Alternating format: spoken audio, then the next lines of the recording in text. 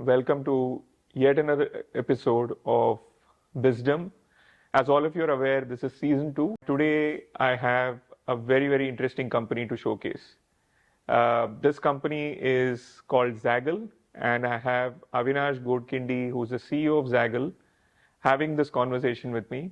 Zaggle is unique in that sense that it is listed. In fact, Avinash is a professional CEO. The company was started or founded by Raj, who's based out of Hyderabad, who's a serial entrepreneur. Zaggle has reached phenomenal success.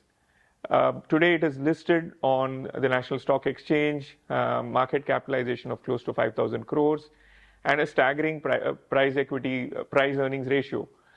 Close to about 75 is the price earnings ratio for Zaggle, which is phenomenal for any company, but more phenomenal for a services or a SaaS company. So without much ado, Avinash, welcome to the show. Welcome to Bizdom Season 2. As all of you are aware, Zaggle is an exciting SaaS platform. They do a few things. I would love Avinash to talk about it rather than me trying to misquote. But Avinash, welcome on the show. Talk to us about yourself, about Zaggle, and anything else that you think it's appropriate before we move to the business end.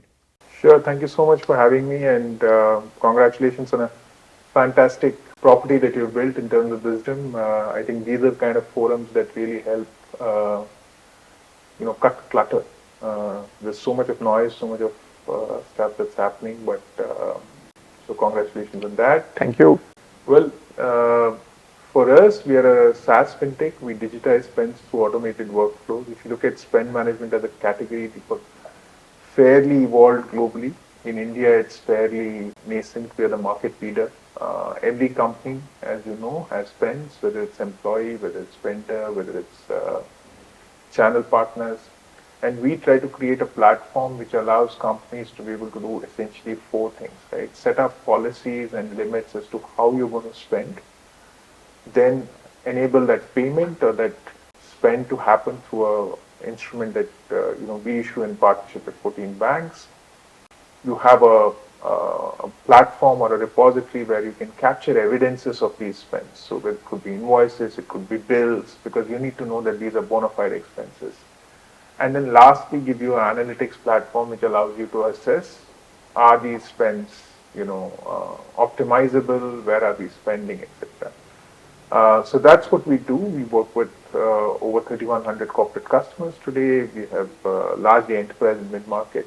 And from my perspective, I've spent more than 2 decades with banks and tech in banks around payments, cash management, with Citi, with Barclays, with ING, around the globe. So that was what I did for the first 12 years in my career, 10, 12 years before I joined Zaggle about 12 years ago.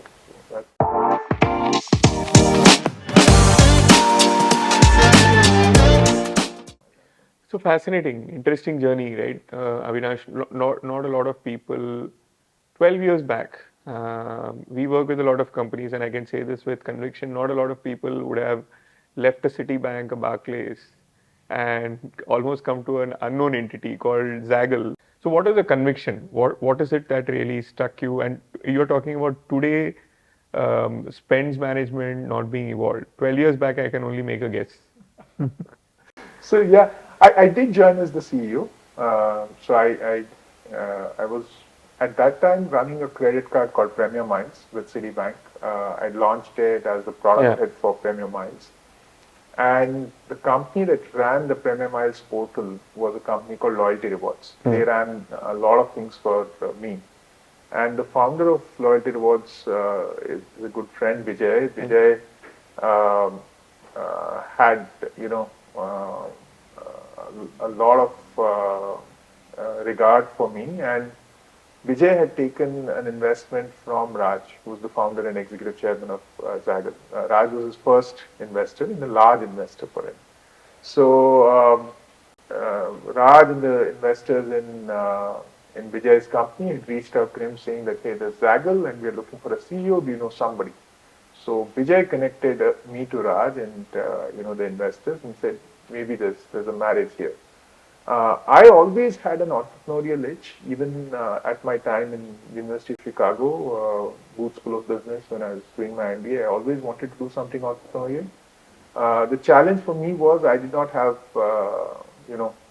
gunpowder, right? I did not have a lot of capital. I had a student debt, and so it made sense for me to sort of look at opportunities like this. And Zaggle was just 6 months old, and we had, 8, 10 employees. It was just just starting off. So it seemed like a great opportunity where you could, start off afresh. And my thinking was very clearly, I was about 33 then, and I said, if this works, great. If it doesn't, then I give it maybe 4 or 5 years of my life. By then I'd get to know. I can always go back to a bank Or a corporate, yeah. corporate job. Yeah. So that was the thought process. And what also fascinates me, Avinash, you're saying this very nonchalantly, right?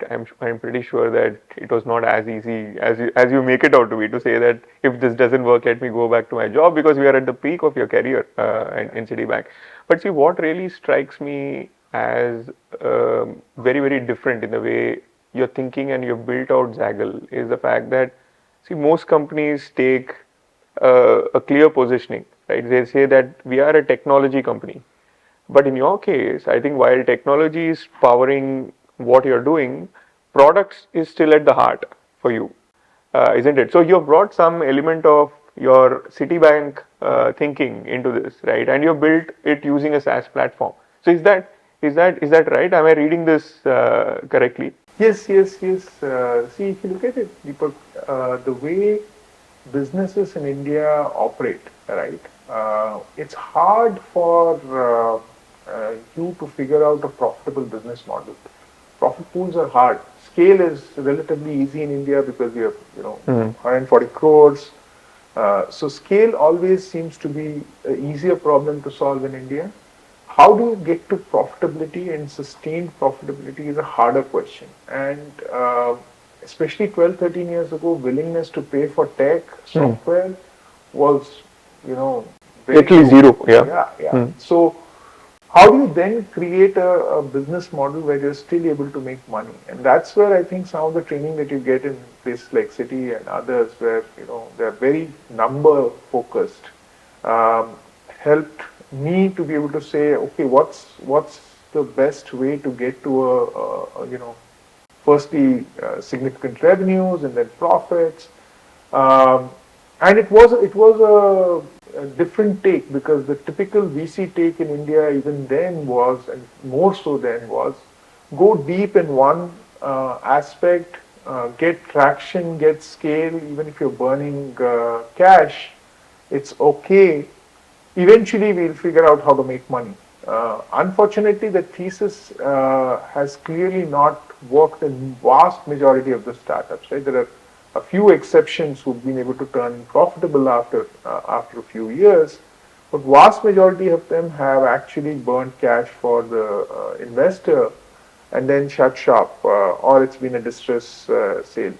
So I was very clear in my mind, and fortunately, when you have a founder who's aligned to you, right, as a CEO, because ultimately that's very important, that the two principal people in the organization are aligned on the vision and the approach perspective. Of course, we have different personalities, so Dr. Raj and I bring different aspects to it, but that base alignment, I think, was something that we could sense even on day one when we met, and that feeling has only strengthened over 13 years. So that has enabled us to build a very, very differentiated business over the years. Yeah, which reflects in the kind of P multiple, right, in the markets today. Again, staggering, Avinash, and congratulations both to you, to Dr. Raj, and to the Zaggle team for having created that differentiation. Because you could, as you rightly said, investor, it's easy to scale. It's easier to scale. Nothing is easy. It's easier to scale. It's easier for two funds to give out valuations. Yes. Correct. But when the real test is when you list your company and then the market gives you or validates the valuations. And in your case, you seem to have done even better, which is again a rarity, right? With a lot of startups who got listed and their valuations have taken a huge hit, right? So what's so one is you spoke about the differentiation, the productization. Is there anything else? Is there a secret sauce here? I think the secret sauce also is in the fact that how do you keep your CAC low, right, to get to profitability. And the other secret is how do you ensure that you don't dilute too much too early.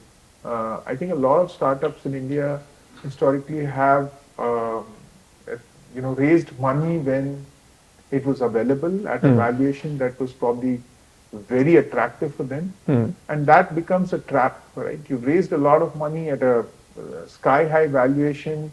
Maybe the founders themselves don't believe in that valuation, but typically what happens? You say, okay, it's coming in, let me take it. आ रहा है तो ले लेते हैं, बाद में देखा जाएगा. How will I justify? We'll look at it because I think that's a big mistake because the chickens come home to roost. Your investors who are very nice to you today and quoting you will definitely ask you to deliver performance which justifies that valuation in the coming years. And if you're not able to deploy that capital quickly and efficiently to generate, commensurate returns, you're in a big mess. And that's when you see people, being forced to list at a higher valuation because the PE or the VC has come in at a very high valuation. So when he wants to exit, he's going to ask a markup on that valuation for the listing price. And that drives valuations. Public markets, what we have seen are very astute. I would say even in some ways more astute than private markets, because private markets sometimes fall for fads. Right. Public markets are in general because they're very diversified. Right. You've got the institutional guys in India, you've got the FIIs, you've got your retail, you've got your PMS and AIFs. So it's a broad base, and then you've got your insurance companies, etc. And then you have benchmarks to go with, right? Yeah. So you've got a lot of very hard-nosed investors in the public space, and that doesn't allow me to get listed at crazy valuations. Even if you do somehow manage to pull it off, the valuation sort of normalize very quickly, and people are able to exit very quickly. So that's the thing with us. We probably got listed at a valuation which wasn't something that we were too thrilled about, because we knew that there was a lot of value in the organization, but we really believed that it's the right thing for a company like us to do. Get our story out there, get listed. We are not a company by DNA which is going to paint the city red and spend 100 crores on brand Advertising, marketing. Yeah. Right? So with that mindset, how do you make sure that your story is out there? How do you make sure that more companies and more partner banks and more people know about you? Listing was a great way of getting recognition, validation. Your numbers are out there. You're exposing yourself, and that takes a certain degree of courage. If you have belief in your business, you're willing to say, okay, I have nothing to hide. Right? These are my numbers. These are my partners. This is my business, and it's all kosher and it's out in the open. And that was a bold statement that we made, and I think the market over the last year has sort of rewarded you, right? Rewarded us. Yeah.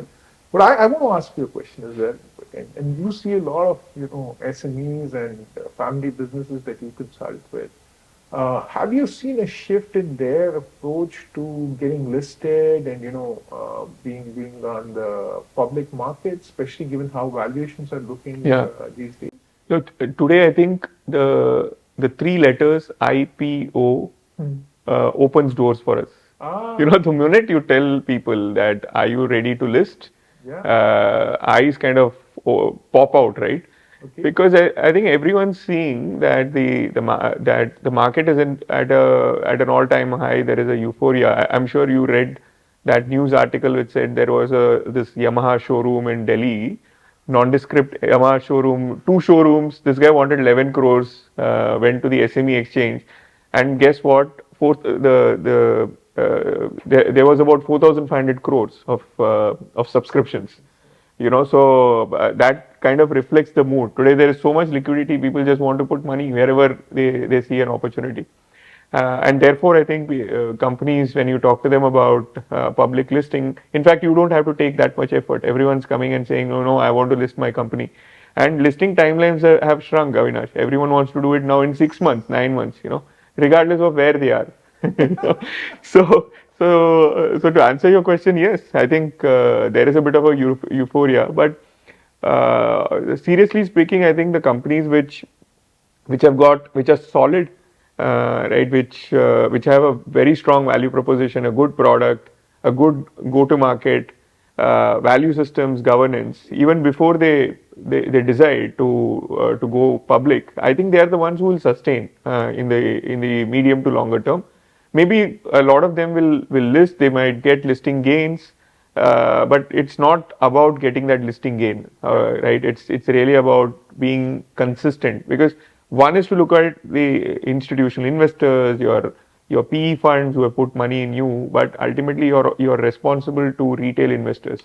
Because these are people who may or may not understand what's going on, right? So you may get listed, there is a bit of a euphoria, but when the market crashes or comes down, or your stock comes down, the people who get impacted the most are the retail investors, and they are not savvy. So I think companies have got to recognize or realize that bit. Very true, very true. I often say that getting listed is like getting married, right? It's you need to do it at the right time, right? And it may not be the right thing for everybody, right? Yeah. Because it's a commitment, Yeah. and it's a lifelong, or it's a very long commitment at least. And it's a commitment to your investors, a lot of your stakeholders. Right? So it's like an Indian wedding. It's not just your spouse, it's your in-laws, your uncles, aunts. It's the whole two khandans that you're committing to. And also gate crashers. People may just come in here. So these are the retail investors. You don't really know them, right? But you have to still feed them food. You have to just make sure that they're taken care of well. Yeah, absolutely. It has to be worth their while to come for the party. So true. So yeah. So I think bang on. Yeah. So tell me a little bit about yourself. I'm sure that you started where? North Canara? So my story is a very boring one. I grew up in Delhi. I'm originally from northern part of Karnataka, right? And so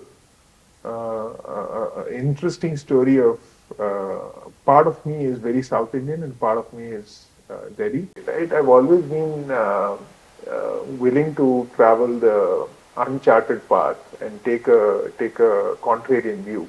Right? If I believed in something, I thought it made sense.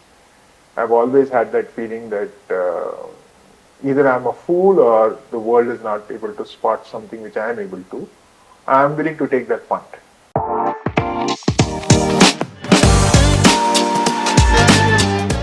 So two lessons for me, right, from this. Though I think that was probably one of the questions I was to ask you later on, Avinash.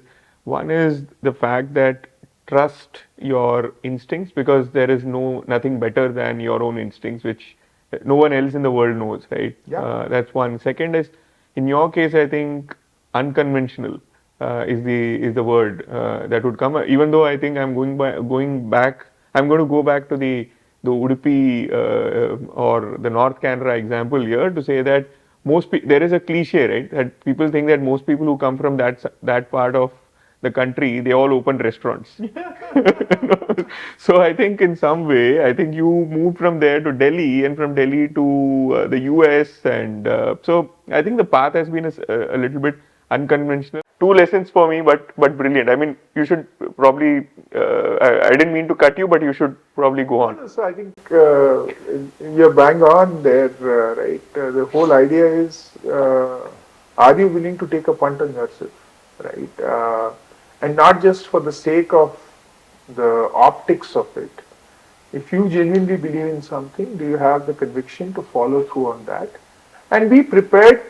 It's not that every bet that I've taken has come off, right? You fail more than you succeed, but you learn. And as long as you're so I also believe that it takes a lot of humility to be able to do that. Because one of the things that stops a lot of us from taking those punts is, log kya kahenge? You know, when I fail, I'll make a fool of myself.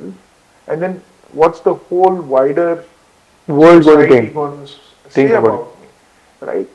And you need to be humble enough and take yourself casually to realize that actually, you know, after a few hours or few minutes in today's day and age, nobody's going to remember that I fell flat on my face. You know, few people are going to see it, laugh on me, and then walk away. And some, you know, good friends might stop by and pick me up.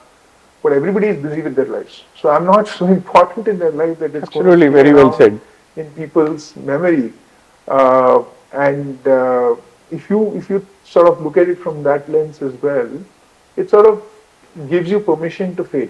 It's okay, you know, because your failure is not going to be the only failure around, or it's not going to be something that important. And frankly, in everybody else's lives, hardly maybe a handful of people will, you know, care about you. Your parents, your hopefully your spouse, your maybe your kid, Kid.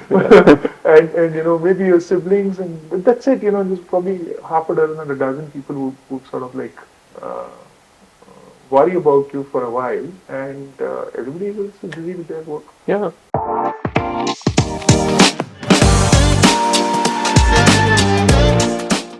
Very well said. I want to relate this again back, Avinash, to what Sadhguru says. Okay, I think he always talks about India being a land of seekers. You know, in the reason why India has got such a glorious culture and history is because we were always seekers. Yes.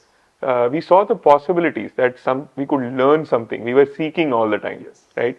So the Western concept is all about knowing, Yes. right? So it's about information. I know this, right? And there is a beautiful thing in from where I come from in Tamil. It actually translates when translated into English. It says that what you know fits your fist. What you don't know fits the size of the world. Beautiful. Okay, so this is by Thiruvalluvar, okay, who quotes this, and it's so profound, you know. So what's going back to what Sadhguru says, he says that if you say I do not know, it's a huge possibility. Correct. And which is what you're telling me. You're telling that if you say that you do not know or I'm going to fall flat on my face, that's humility. But it is also opening up a tremendous possibility of learning. Yeah. You know? And so true, right? And you know, the other thing about India that I really, you know, feel proud of and I love is we are an and nation. Right? So we are an and nation, and what I mean by that is we are a nation which sort of takes a lot of things and lot of pieces along, right? I'm talking of, you know, thousands of years, right? If you look at various languages, food, religions, communities, we've been one of the very few countries in the world that has taken everybody along, made them a part of us, but still allowed those communities to maintain some of their identity as well. We've changed a little, they've changed a little, and so much so that it's like an amalgamation. It's very difficult to identify what is what. But yet, we all retain our multiple identities. So, I really feel that a lot of the ways of building businesses also uh, in India has to be an and. You can't have a fixated model which is more Western model where you say it's yes or no, right? We have the mindset of saying it could be both, right? Which is the nodding bit also, right? Yes. You don't know whether you're saying yes or no. It could be all possibilities, and you know, and that's where, you know, you see the philosophies within Hinduism, right? There is Advaita, there is Dvaita, there is Vishishta Advaita. There are so many of these, you know, philosophies. All of them coexist within a single religion, so to say, right? And that's not everything in the religion itself. So philosophically, if you look at it, the the opportunity to absorb and to fail and to succeed and to say, hey, today's success might be tomorrow's failure. Yesterday's failure might be, today's success. Success, yeah. So there is no finiteness to a lot of things. It's a learning environment, and one of the things that I loved about my time at University of Chicago, which I really resonated with a lot of philosophies of Vivekananda, was question everything. That was Vivekananda's thought process, right? He thought that let me question everything. I'm not going to take anything in absolute, including the existence of God. I'm going to question that, right? And very aptly, a university in the city where he sort of made his probably most profound speech, University of Chicago's mantra or motto, when I walked in, the banner at the back of the dean when he was giving his speech was question everything, So that was the motto. That's so inspiring, right? For somebody who comes from India, so inspiring to see a leader or a spiritual icon, right? Who's actually teaching the West what needs to be done. So on that note on inspiration, now tell me, who are the people who inspired you? I know Dr. Raj, I'm going to say that he did, right? You have to keep a job, Avinash, but who else inspired you? So of course, Raj, who's a mentor, who's like a brother in more ways than one, elder brother. So we have our discussions, we have our debates, but ultimately the inherent affection and trust is very deep, and that's something which keeps us together and gets stronger every day. The other person I would say who's been a very inspiring figure for me is Professor Raghuram Rajan, prof at University of Chicago. Keeping the politics aside, he's been very consistent with what his thought process has been about economies, businesses, and very, very inspiring to see somebody go through the full range of career journeys, right from IMF to Chicago back, and then advisor to the PM, and then RBI governor, and then now back to business school. And he stayed very humble and consistent, right? So those are the people, and of course then you got a lot of business leaders that you see who conduct business, in a very ethical manner, and that's always very inspiring. And then, of course, I'm a cricket buff, so sports. So who wins cricket? I think I'm a buff as well. So you should tell me who inspires you. So many people, right? Of course, I think one of the transitions that I really admire is in Virat Kohli, because Kohli, when he started off, was a quintessential young, Delhi boy. Yeah. And today, look at the transition that he has had. Become a lot more mature, lot more mellow, turned vegan. Tremendous self-discipline, right? I mean, the amount of self-control that he has developed, whether it's his diet, his fitness, whether it's his conduct, is just spectacular. And then you got guys like Ashwin, whom I really admire, because the guy is 38, just did something phenomenal in the Chipok test, and just keeps reinventing himself, yeah. Fighting, very cerebral. Again, not afraid to experiment, right? I don't know if a lot of people know, he even tried his hand at leg spin, right? So he's a great role model for somebody who is okay to make a fool of himself in the quest to improve himself. So that's something which is a great quality, I think, and for a person who doesn't have any of those mystery balls that a Murli or even a Shane Warne had, he's very much in the mold of Anil Kumble in some ways.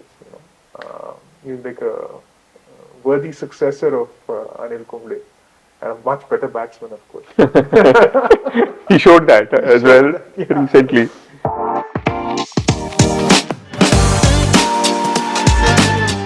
And what's next for Zaggle, Avinash? And more importantly, given this side of you, right, the inward-looking side of you, what's next for you?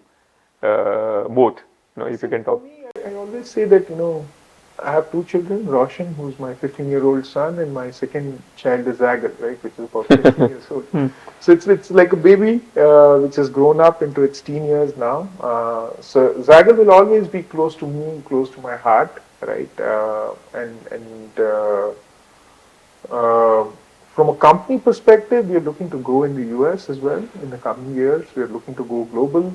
We see a lot of expansion opportunity within, India.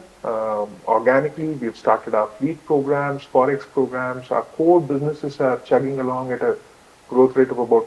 We've predicted a growth of 45 to 55% this year. So the businesses have a lot of headroom. And if you think of it, right, every company today in India, at least at a certain scale, is thinking, how do I optimize my spends? How do I deploy my capital more efficiently? There was a time where, at least in SMEs, 10, 12 years ago, a lot of the business was conducted in cash. So it was, I scratch your back, you scratch my back. There is leakage, there is fraud. The vendors probably doing something hanky panky. Some of your employees are sort of like inflating costs, but promoters used to look the other way. A lot of them, because they were themselves dealing with hand in glove. Look at it, at it as a cost of doing business in cash, right? Now with GST coming in, now with income tax being more and strictly enforced, uh, overall people are realizing that the reality of conducting business in India is that it's going to be all out in the open. It's all scrutinized. With that as a reality, how do I now build efficiency in my business, right? The corruption levels have started to by and large go down. So that also helps a lot. Earlier it wasn't that the promoters were doing a lot of the stuff that they were doing. It was by design. They were part of a system, and the system forced them to operate in a certain way. The system has started to change, right? And I think the change started with liberalization in the last 20 years, accelerated in the last 10 years, and that system is now allowing for people to do business more ethically. And with those digitization trends, we seem to be in the right place at the right time. Personally, I think I'm 46, so I believe I have still some legs to go, and do whatever it takes to take the company to the next level. That's the aspiration.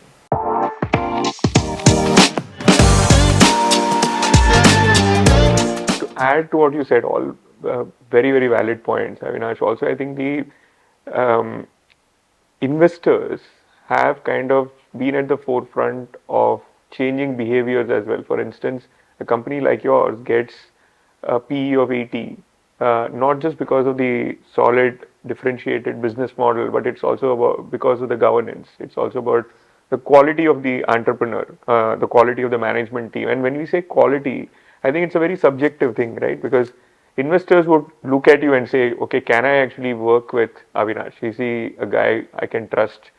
Is he the guy who's going to communicate the right message to all the investors out there? I think, and there is a premium to that. Absolutely, so true, Deepak. Because end of the day, uh, the biggest currency that anybody has in today's day and age, where attention spans are shrinking, is your credibility, right? Nobody has the time to go and figure out you know too much about you. If your reputation is good, and if your say do ratio is Yeah. close to 1, right, you get a tremendous premium. I think, especially in the public markets where the options are humongous for investors. There are so many companies that are listed, so many companies that are interesting. If you are able to demonstrate that you are able to uh, stick to your word and you're transparent and open, it really helps. I also want to add, one of the things that helps us is the quality of our board. So we have people like Mr. Krishna Kumar, who's the chairman of UCO Bank, who's an independent director on Zaggle's board. He retired as the MD of SBI, was on the board of SBI Payments. So these are great names to have on your board, and people who come with a sparkling reputation, right? And when you have such people on your board, the credibility gets enhanced. So those are all clear factors that people look at, and the pedigree of the founder, pedigree of the larger CXO management team. Yeah.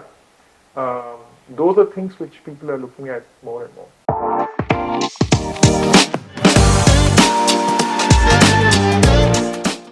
So 20 years from now, okay, Avinash, I think you said this is your baby, but I'm still going to push you a little bit. So, what will make you feel absolutely satisfied? One is to say that the satisfaction that you have taken the company from X to Y or 10X, Yeah. whatever. But personally, what is it? If there are three things, what are those three things that you are really looking at? See, I think 20 years down the line, it would be very satisfying to see Zaggle as a global spend management leader, right? Possibly having diversified into a lot of businesses that you look at today as which are classified as potentially neo banking or digital banking, right? Uh, Secondly, I think if we are able to actually start uh, impacting society at large, a lot of the work that we do today, Deepak, does help when companies further their ESG goals. We are not communicating about it as much to our stakeholders, but if you think of it, we bring tremendous transparency to businesses because you're bringing all this information about who's spending, where are they spending, how much are they spending, why are they spending, onto a platform which stays on the cloud for 10 plus years, right? So the probability or possibility of something Going wrong or some hanky-panky happening goes down. Similarly, you're reducing the amount of paper. Look at the number of expenses that get filed even today in countries like even India, right? People are printing their receipts, printing their, for online spends, printing receipts, printing their forms, stapling them, and then submitting it to somebody in HR or finance. There's a lot of paper that gets used. My hope or desire would be that we as a society we do away with paper receipts. Hopefully there'll be some way in 20 years that all receipts are generated electronically and shared even in offline transactions, right? And we are part of that digitization journey, right? We also, I think, are doing some very interesting work on the CSR side, and in the coming decades, of course, we hope to do a lot more as we grow in scale and help the community at large. Yeah, but all excellent. I mean, the ESG angle is an important angle, not just yeah, of course, from the environmental standpoint, but also I think you will probably if it's not happened already, you will see almost every company talking about ESG, whether they are services, manufacturing, infrastructure, whatever, right? So all companies are going to talk about ESG. They are going to get more and more conscious. People are going to get more and more aware. Probably you may end up having a competitive advantage. You may end up attracting better quality people. You may end up getting better valuations, right? So I think bang on. I mean, if you're headed in that direction, Avinash. Yeah, I mean, and I'd like to hear from you more on that as well as to what you're seeing. But in general, we are seeing the trend come in more from investors, especially global investors. and a lot of responsible Indian companies and global companies where they are thinking about this, working towards this, acting on this.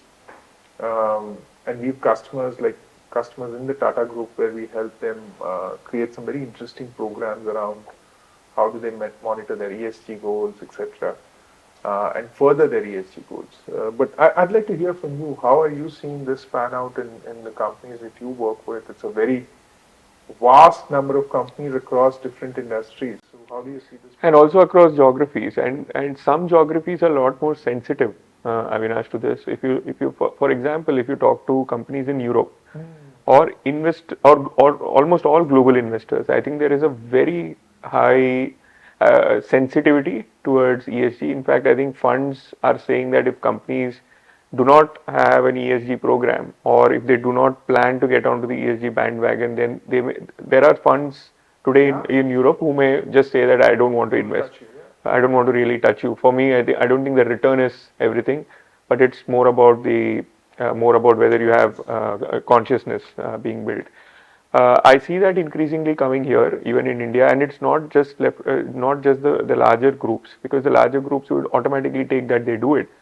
I was actually with with a packaging company 2 weeks back with the founder of this company. They're sizable. They're 500, 600 crores, not really large, but 500, 600 crores. And at that scale, you would think that, these guys would cut corners, they may not do stuff. But this guy is so focused only on packaging food, okay, which is fruits and vegetables. He's got a niche there. Wow. So he had a 100% non-recyclable packaging company 3 years back. He's converted that into a 100% reusable, recyclable company. Okay, and I asked him, what is the impact on profitability? He said, I didn't even think about it. My only goal was to convert it. And it stems out of a personal desire, Avinash. This guy actually goes and cleans beaches every week. Okay, as an anonymous guy, along with whoever is cleaning the beach. Wow. So you go to Juhu Beach on a Sunday morning, you will see him do it, and which is what he says moved him in creating what he's doing for his business. He need not have done it. Correct. Okay, but he did it because something moved him there. Yes. So you're seeing amazing stories like these, even emerging out of India, when you have you have deeper conversations with people. Yeah, I totally agree. I think with more and more impact of climate change becoming very obvious, I think more and more companies and consequently promoters and founders are sort of like getting nudged, pushed by kids, by family, by their own consciousness that they should do something to address this. Whatever little that you can do, I think it's something which is going to increase. And I see this is where millennials and youngsters will lead the way.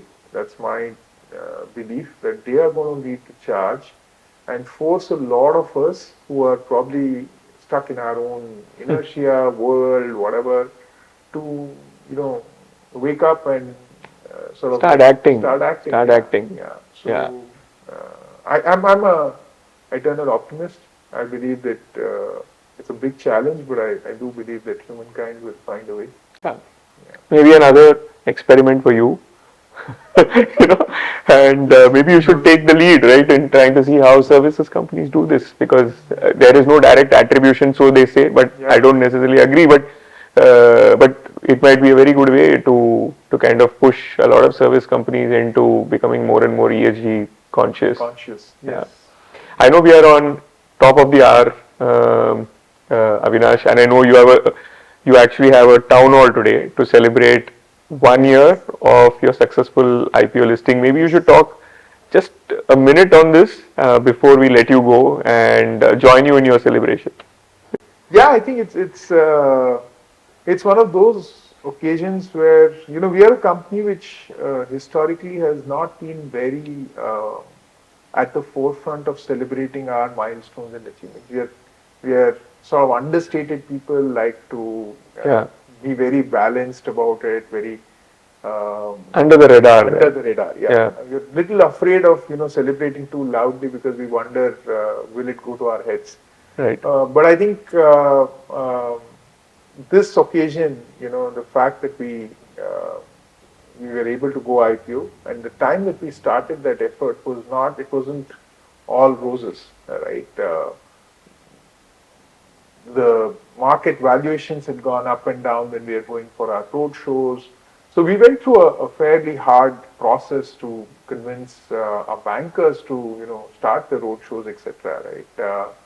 It wasn't all smooth sailing.